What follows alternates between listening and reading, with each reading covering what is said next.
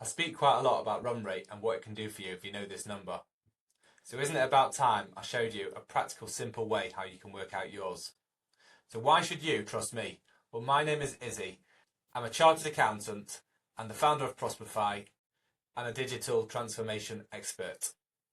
I've been in the accounting space for over a decade, and in that time I have witnessed some of the biggest changes we have experienced in history in the way that businesses run their finances.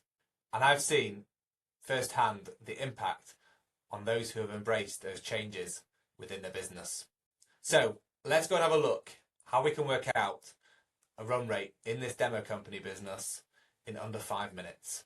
So first off, we're going to have a look at what cash is in the bank. So we have right here that the balance on the bank statement is £6,500. However, the balance in Xero is substantially lower than that. So let's first see what is pending in Xero. Is there something that's not yet hit the bank which we need to take into consideration? So we're going to go onto our reconciliation report, and that will tell us the difference between the balance showing in Xero and the balance in the bank account. We have some payments that have been recorded in Xero but have not yet cleared in the bank, so we need to take that in consideration. The bookkeeping isn't up to date, so we've got some payments coming in from customers and also some expenses paid out. That comes down to a net money coming in of £4,000. Now, the bit of advice I would give to somebody who's at this stage right now is stop what you're doing, get your bookkeeping up to date and come back to me.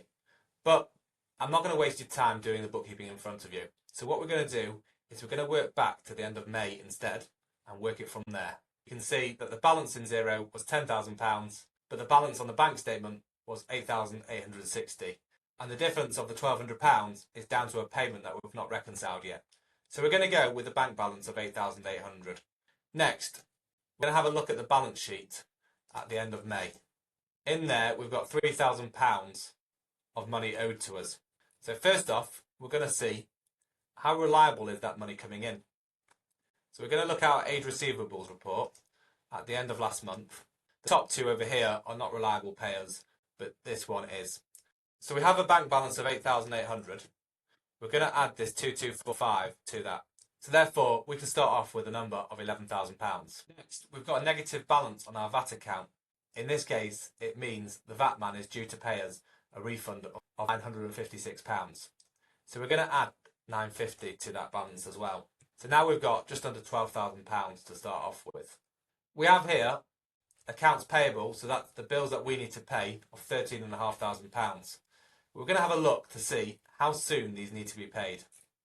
In this scenario, we're in a pretty bad position because we've got £12,000 of money in the bank plus money that's due to us, but we need to pay out £13,500 to our suppliers.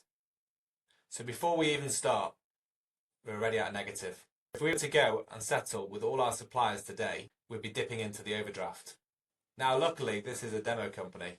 We're going to go and remove the one from the beginning of that number, and we're going to make it £3,362 of bills to pay out. So we'll take that 3,362 off that number. We're back to £8,500 of money that's available. Next, we're going to go and have a look at our profit and loss to gauge an average of what our overheads cost us. We're not worried about the direct expenses here because if we didn't make any sales, we wouldn't have any direct expenses. So we'll leave that out. Within the advertising, there's a one-off cost. We're going to ignore that too.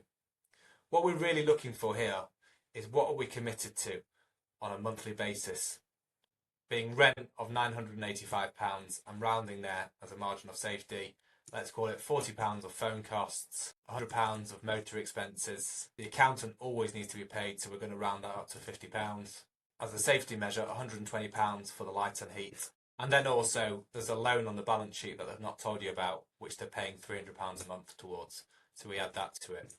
So right now, we've got £1,600 a month of committed spend. This demo company, there are some other things that are missing out, which you'd commonly have in a business.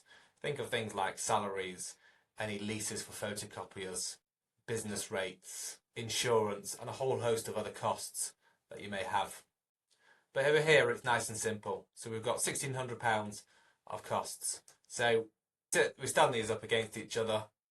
We have cash available, taking in consideration any cash that we're due to get in minus the cash that's due to be spent out very soon of 8,633 divided by the committed outgoings every month of 1595 gives us 5.41 months. So call it 5 months. And that's how long this business can survive without any sales before it grinds to a halt.